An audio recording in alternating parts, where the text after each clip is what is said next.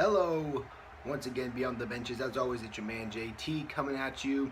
And while me and Cameron usually cover a lot of sports on this channel, obviously the main focus is our favorite teams, and I'm sure a lot of you were expecting this video to come out from me. Unfortunately, I waited a couple of days. I wanted to find out everything before I made a video, so there won't be any kind of rant or too much emotion in this video. I've kind of gone through my 5 stages of grief. I've calmed down a little bit, but obviously Tannehill has re-injured. He was in training camp, rolled out, went to the sideline, and re-injured, of course, the left knee that he injured late last season. That took him out for the last part of the season, kept him out of the playoff game against the Pittsburgh Steelers. They tried some rehab and some stuff in the off season, but now it is almost certain that he's going to need long-term surgery that will take him out for the entire season. And I mean, it sucks. Again, I could come on here and rant and give say a whole bunch of things, but it really just it sucks, and it feels like it's just such a gut punch to the season. We get excited and everything, and then you have such a big injury like this, and it feels like your season's over before it starts. I mean, and it kind of feels almost, I feel like the Viking fans must have last year. Not as severe as far as like Teddy Bridgewater had a complete tear in his ACL, and he probably still going to be out for a second year. And Tannehill's injury doesn't appear anything like that kind of serious. But still, man, just a tough loss to deal with at the beginning of the season. And so, of course, then the big question the past couple of days is who will be the starting quarterback for this team. If you followed me on any of the social medias, any of my accounts, which I'll leave those in the description down below. But I was obviously just thinking we should start Matt Moore. He was a backup and played last year. But they have signed Jay Cutler. Now, I do want to kind of give my opinion on this signing from a couple of different angles. While I will admit that Jay Cutler, not a terrible quarterback, and to be honest, was the best option as far as going out and adding another quarterback.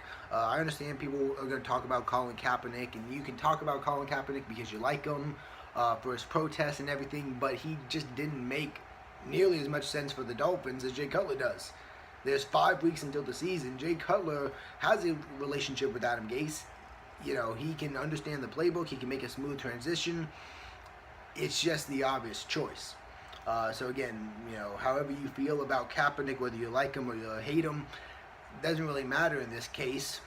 Not to mention, he had 2 big reasons not to go to Miami. One, his original protest, which has alienated some people, but then, of course, wearing the Fidel Castro t-shirt, which alienated the city of Miami and its Hispanic population. So that wasn't going to happen. But I can't get behind this, man. I know a lot of Dolphin fans. I've seen y'all trying to be optimistic, and I appreciate your positivity. I really do. But man, this feels to me like it just sucks, and it's not gonna work. It just reeks of it.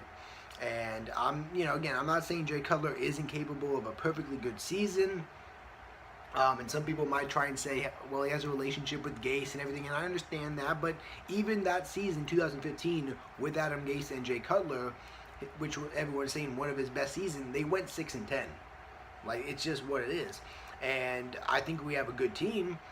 I think we have receivers, we have a young, new defense. I do think we have a good team, but I don't think our team is good enough to carry a quarterback.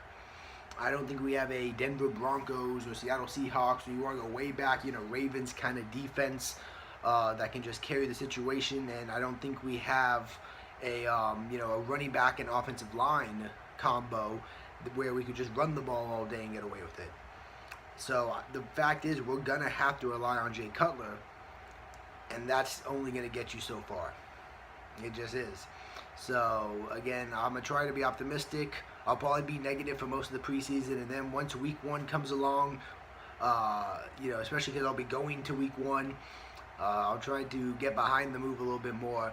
But I also want to address it from this angle, which I see a lot of people bashing the move or laughing at it, which I understand because Jay Cutler is kind of a punchline really at this point, and you see the 1 year $10 million. But the truth of the matter is, the price that the Dolphins pay is really irrelevant unless you're talking about the potential of signing Jarvis Landry to an extension, which hasn't already happened, and let's be real, probably wasn't going to happen regardless if Tannehill got injured or didn't get injured. There was no sign of an extension happening, and otherwise it's a one-year deal. The Dolphins have the money, so that's kind of irrelevant, and as I previously stated, there's really not a better option. When you lose your starting quarterback, whatever decision you come up with to replace him is not going to be a good one. I think about the Vikings losing Teddy Bridgewater, and they get Sam Bradford, which maybe isn't a huge drop-off in talent, and Bradford certainly had a good year, but they had to give up a first-round pick and a fourth-round pick to go 8-8. Like, no option is going to be ideal, and that's how I feel about the situation. I feel like people are going to realize this season, if they didn't already, how important Ryan Tannehill was to this team and how he was actually a very underrated quarterback, because they're going to see the drop-off from him to Jay Cutler. The people saying that the Dolphins didn't lose anything or that they didn't get worse in the position don't know what they're talking about, and they're going to find out, because I hope I'm wrong, but I don't see the Dolphins being as good as we were last year. 9-7 is, to me, a very positive outlook on the season. I don't see, with a tougher schedule and with a worse quarterback, how we're going 10-6 again.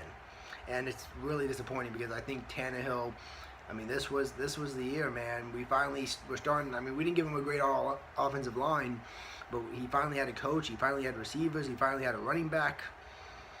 And that's injuries for you. I mean, they seem to come at the worst possible time. So I'll probably have more on what the Dolphins are doing and their season moving forward. But I just want to come out here and definitely make a video addressing the Dolphin situation. And Dolphin fans, let me know. Maybe you're a little more optimistic than I am. But we will see. But as for now, Jay Cutler is our quarterback. And we're going to have to roll with what we got.